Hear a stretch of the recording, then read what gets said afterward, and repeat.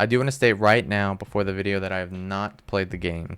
So I won't give any spoilers for the game or anything like that. Okay, hello guys, welcome back to another video, Arcane, an Arcane video, which is going to be on Act 1. I know this video is coming out a few days late, but I couldn't watch it for a bit.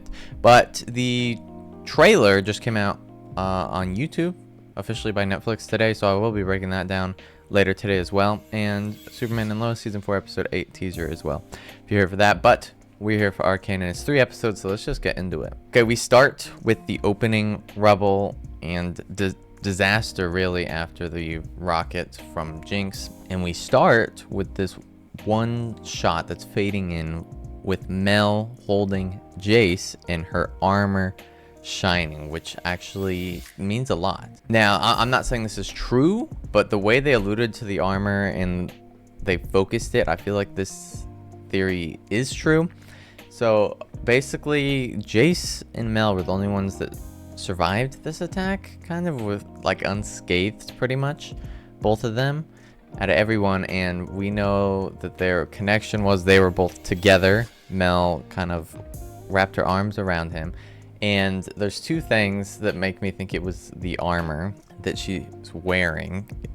One being that in the season 1 finale, they focused on her armor shining underneath her dress when the rocket was coming behind her. They focused on the armor shining in the very first shot here. The armor shines.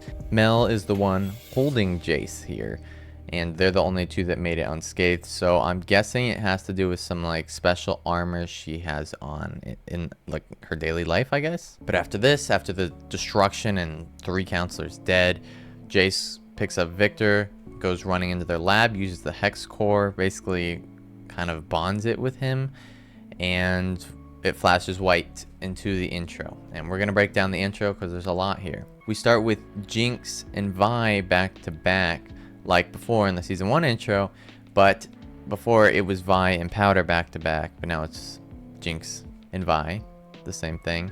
And Vi is wiping off her tattoo, I think it's a tattoo or whatever that says her name basically on her face. She's wiping that off, which, I mean, this could mean a lot. I mean, this could be her changing her identity and her becoming someone more than Vi, or maybe her not being comfortable with herself, or just trying to erase Vi. I don't know, we'll see. For anything in this video, please let me know your own theories below in the comments. Here we have a shot with Echo's shadow ticking like a clock, which resembles his kind of ability of using time. Victor grabbed a mask from the floor and kind of stares at it. I'm not exactly sure what this is, but maybe it means something towards his new cult and leader identity that we will talk about later. Medarda is holding a black rose with this pile of black roses behind her, which we'll talk about more later, which we kind of know what that means. Then the line, "Back is to the world," plays from Enemy, and we see Kate here kind of on shot, or in frame on the left of the screen with her back towards something, which looks like a blue curtain or cloth, almost like she's leaving it behind maybe. I'm not sure about this either, let me know in the comments. Here we have a shot with Jace kind of blinded by this light, and we have a black rose or flower petal with, we'll talk about that more, that relates to the Black Rose storyline, as well as a Caitlyn sequence here in the very first episode. Mel sitting here in the spotlight, being consumed by hands. This could be worried about her appearance in the spotlight, being one of the only surviving counselors, or her mother's influence. She worries about her mother coming to Piltover. Jinx with a flag, symbolizing her new leadership role that she will be taking over this season, which we'll talk about more later. This is Vi and Caitlyn together, then literally pushing each other away. This is pretty straightforward. This frame might be my favorite, with Kate consumed by grief with her hands, but to create a crown behind her, symbolizing this new role of leadership, but also like an evil crown or a more malicious crown. Here we have Echo reversing time again, because he does that. This is Mel angry. I don't know why she'd be angry in this frame, but I guess we'll see. But then we get her sitting in the exact same chair that Medarda was in this earlier in this intro, not that long ago.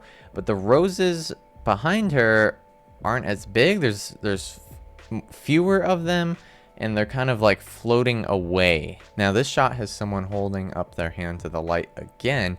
I'm not sure who this is, but it doesn't look like Jace. I feel like it's either a kid or a woman. This is Victor putting on the mask, taking over this new role that he has this season. Jace in front of the light again into the intro, and there's a lot of light in this intro, obviously, and I'm not sure what this is either. We'll see, but maybe the light has something to do with this hex core and this new development, because that's the only thing I can think of in these 3 episodes that was resembling of this bright light. Then the episode picks up with Kate's mother's funeral, with a nice shot of isolating colors and isolating the people in this situation. We also see the council broken apart, and Sallow's pretty angry. They argue about invading.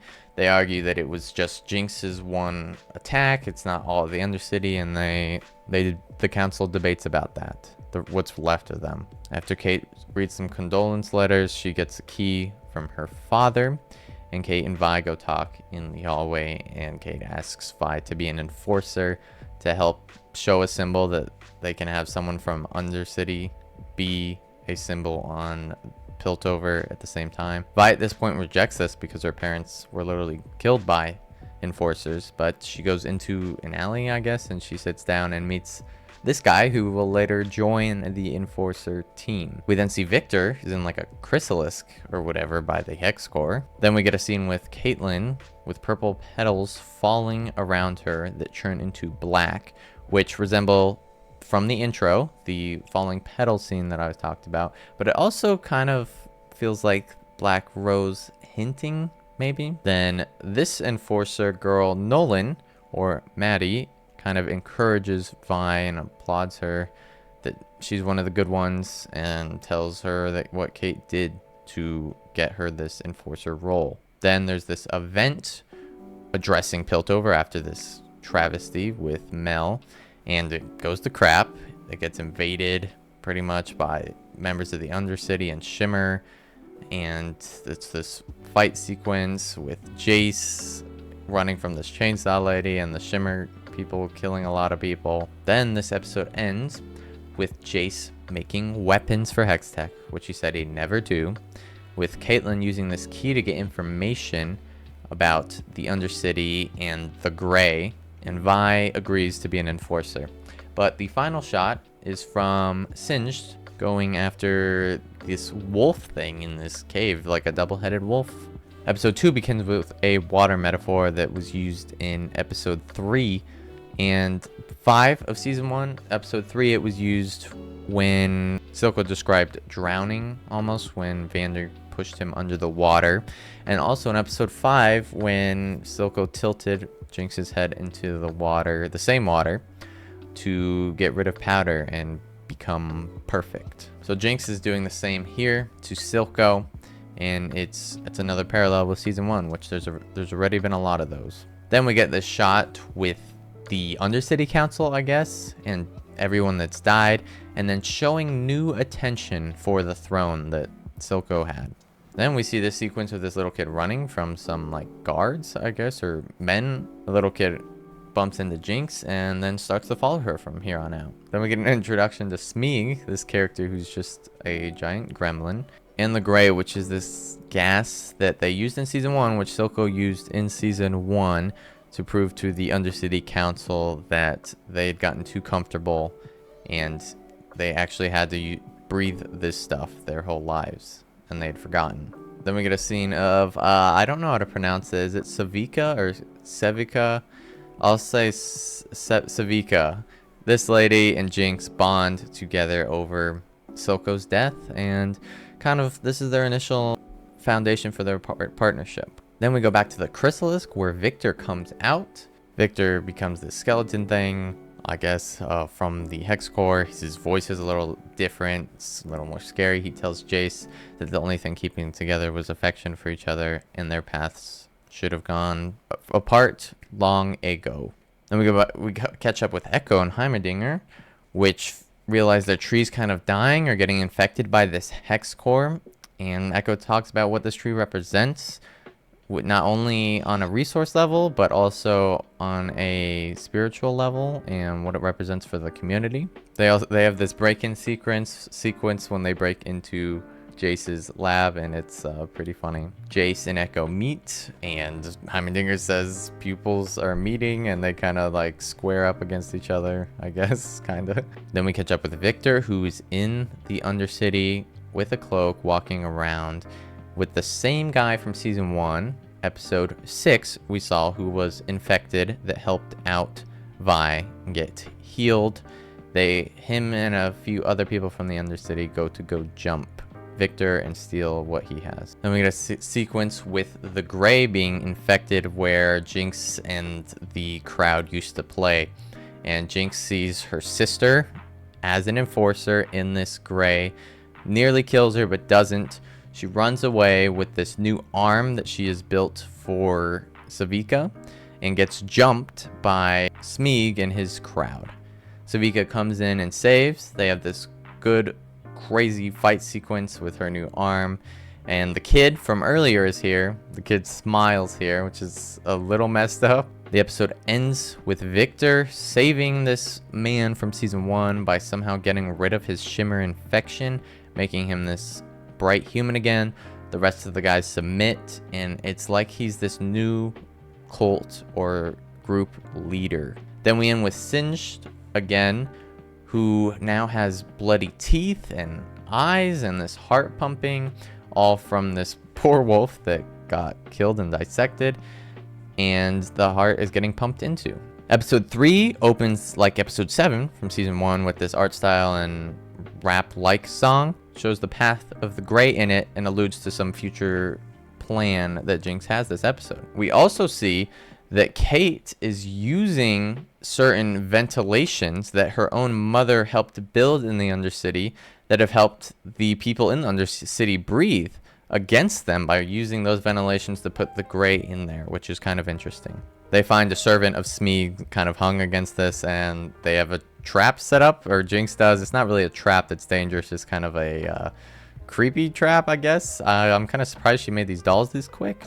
It's really a talent. This guy says he'll talk. He tells them everything he knows, where Jinx went, what her plan is, but Kate still pulls up a gun on him and is like maybe gonna kill him, and Vi notices, the rest of the crowd notices, the enforcer crowd, that Kate's kind of getting a little off the deep end here. Then we go to Murdata, where she's meeting with Amara, who we saw in season 1 once. It's revealed very quickly that she is some witch that can control this like red astral energy, and she's holding this black rose, which we've seen represented in the intro. She gets stabbed by Murdata, but this is definitely not the end of her. We see this kind of magic later in the episode, and I doubt this is the end of her character. Murdata did say last season that her son got mixed up with the wrong man and died, but now she's saying that it was this witch's fault for her son's death. So I wonder if they're related, or if she was lying about how he died last season. We go back to Kate and Vi who talk, and Vi tells Kate that everyone's changed around her. I mean, Echo's different, Jinx is different, Vander's not here anymore. She's just not used to being so unfamiliar with her life, but she appreciates Kate and hopes that she doesn't change. She tells her, please don't change, and they kiss, which I know a lot of people were happy about. Then we go back to Sallow, who's getting a tattoo, I guess, from this cat lady. But it's an interesting thing I noticed actually on the second rewatch is this cat lady can actually hear Murdata coming before we can, because you can see right here that she hears it and starts to pack up before we hear anything, which is a good clue to showing her hearing ability. This cat lady gives some information to Mel, and Mel makes the conclusion that her mother is getting desperate and is wondering why. Jace talks with Heimerdinger and Echo, tells them about wild runes, how they're kind of fingerprints of this hex core, and somehow they've gotten to this tree underground. At the same time, Caitlyn and Vi get their encounter with Jinx. They meet here and they start this epic battle with Savika and Caitlyn and Vi and Jinx. At the same time, we see that Jace built a failsafe for his hex gates underground, so it would have hurt the Undercity, which is kind of messed up, but it's a pretty cool room right here, and suddenly it turns white. we see the fight, and at the same time, the hex core gets really big and trippy, and it's very interesting, and I have no idea what that could be, but I feel like it's gonna have some big payoff by the end and symbolism.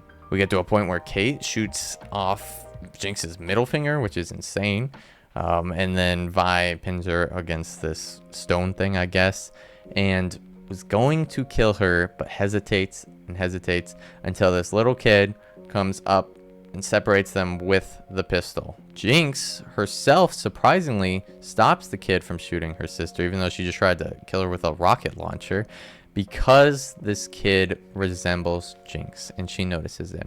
I mean, I kind of saw it on my first watch, but when I rewatched it and saw the trailer with this little kid with blue hair, I could see Jinx in this moment not wanting this kid to make this mistake. She saw this little kid who was just trying to help, like she did before, and she didn't want to make this kid a Jinx. So Vika reveals Jinx's plan, sends the gray back up to Piltover with a colorful design, I guess. And in the trailer, we see a mural where Jinx is honored for this event, which means in the Undercity, which means the Undercity honors her after this, but we'll break down the trailer more later. After this, Kate and Vi kind of have a falling out where Kate's mad that Vi didn't kill her, and they separate. After this, the Black Rose energy or astral energy comes and takes Mel like out of existence. I don't know. We get this ending scene where Kate falls into Medarda's hand, and we reveal that Medarda started this war on purpose. She gave information to the Undercity, gave them access, and kind of rigged this situation so there would be war because she wants to benefit off of this. And Kate falls right into her hand as being the general, as someone emotionally unsteady, and Medarda knows this, and Caitlyn does it anyway, and she becomes the general and leader of this invasion and attack against the Undercity. The final scene is again with Singed with this animal above him, but it looks like it's different. It looks like Vander is also up there, and it looks like this is the introduction of Warwick. And I know a lot of people theorized Warwick before that it was Vander because there's some like voice line in the game where it says that Warwick taught Vi how to punch. And one of like the first comments in the entire show about Vander is that he's the Hound of the Undercity, which was a metaphor, but it might be literal after this. So that's pretty cool. But that's the end of the video. I will be breaking down the next act trailers. There's a lot in there, so you don't want to miss that. But thank you guys so much for watching. Have a good rest of your day. Goodbye.